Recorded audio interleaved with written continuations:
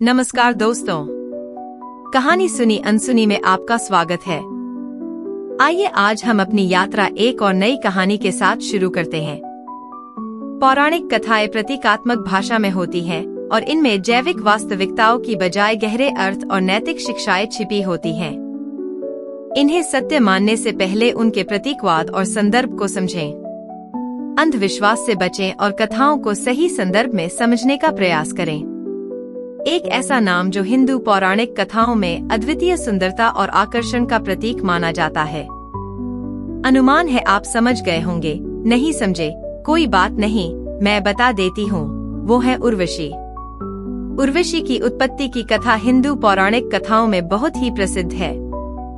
पौराणिक ग्रंथों के अनुसार उर्वशी एक स्वर्गलोक की अप्सरा है। उर्वशी की उत्पत्ति से जुड़ी कई कथाएं हैं, जिनमें से कुछ प्रमुख कथा इस प्रकार है। उर्वशी की उत्पत्ति। एक कथा के अनुसार देवताओं और ऋषियों द्वारा एक महान यज्ञ का आयोजन किया गया था। इस यज्ञ की पवित्र अग्नि से उर्वशी और अन्य अप्सराओं की उत्पत्ति हुई थी। एक अन्य कथा में सृष्टिकर्ता ब्रह्मा जी के तप से जब वेदों की रचना हुई तो वेदों से मंत्रों की ध्वनि निकली। इसी ध्वनि से उर्वशी का जन्म हुआ। इसलिए उर्वशी को वेदों की शक्ति और तपस्या का फल माना जाता है।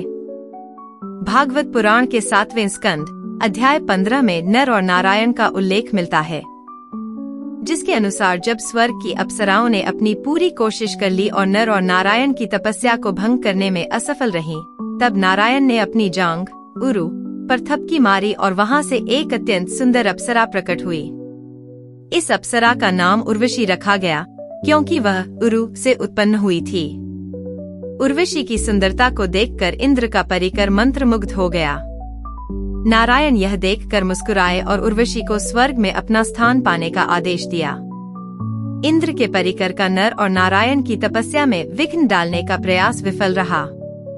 मैं नर और नारायण पर अलग से एक विस्तृत कहानी बनाने वाली हूँ, तो आने वाली कहानियों के लिए चैनल को सब्सक्राइब करें। तो अब कहानी में आगे बढ़ते हैं। उर्वशी का स्वर्ग में जीवन बहुत ही ऐश्वर्यशाली और आदर्श था। वे स्वर्ग लोक की प्रमुख अप्सराओं में से एक थीं और उनकी सुंदरता, कला और नृत्य का अत्यधिक आदर किया जाता था। यहाँ उर्वशी के स्वर्ग में जीवन के कुछ प्रमुख पहलू हैं।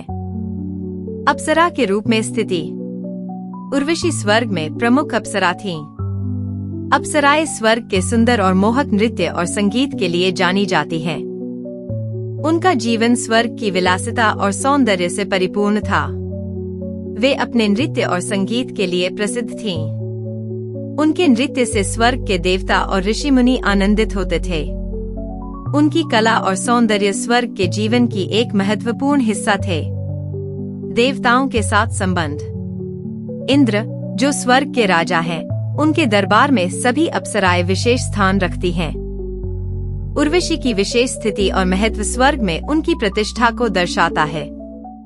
उर्वशी का संबंध अन्य देवताओं और ऋषियों से भी था।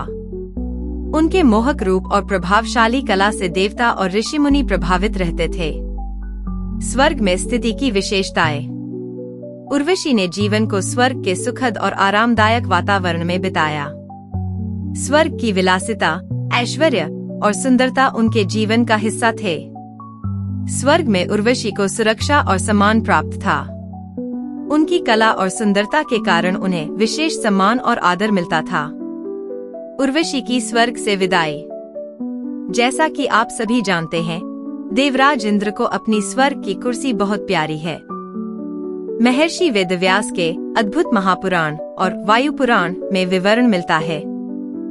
वायु पुराण। इस पुराण में उर्वशी को पुरुरवा की तपस्या भंग करने के लिए इंद्रदेव ने भेजा था, ताकि पुरुरवा की तपस्या विफल हो जाए। अद्भुत महापुराण। इस ग्रंथ में भी उर्वशी और पुरुरवा के बीच की कथा को विस्तार से वर्णित किया गया है। इसमें उर्वशी का आगमन और उसके परिणाम स्वरूप पुरुरवा की तपस्या का भंग होना प्रमुख रूप से दर्शाया गया है। पुरुरवा एक महान तपस्वी राजा थे, जो चंद्रवंशी राजाओं की श्रृंखला में आते हैं। इनकी तपस्या उर्वशी भंग करने में सफल रही थी। उर्वशी और पुरुरवा का एक पुत्र भी था। उर्वशी और पुरुरवा की धोखे और बलिदान की विस्तृत कथा भी मैं अलग से बनाने वाली हूँ। उर्वशी की पुनः स्वर्ग वापसी। पुनः स्वर्ग में लौटने के बाद उर्वशी का ध्यान अपने दैवीय कार्यों और लक्ष्यों की ओर होता है। वह अपने दिव्य कर्तव्यों और कार्यों को निभाने में व्यस्त रहती हैं। वह अपने अप्सरा जीवन को जारी रखती हैं। यह कथा पुरुरवा और उर्वशी के बीच प्रेम, शर्तों और दैवीय हस्तक्षेप के साथ साथ मनुष्यों और देवताओं के बीच के रिश्तों को भी दर्शाती है। उर्वशी का अगला प्रेम।